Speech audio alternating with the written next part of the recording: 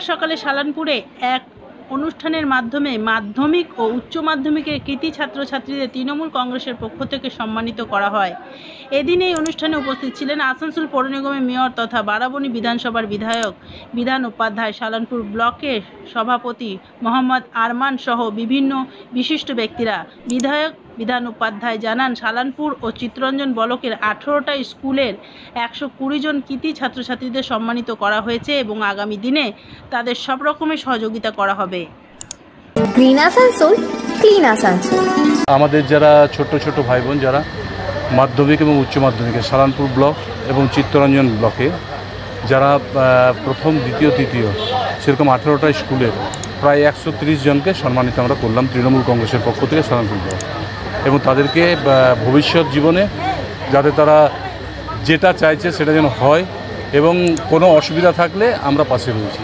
তো আজকে যাদেরকে সম্বর্ধনা দেওয়া হলো তাদেরকে সমস্তই সালানপুর ব্লকেরই? খালি সালানপুর।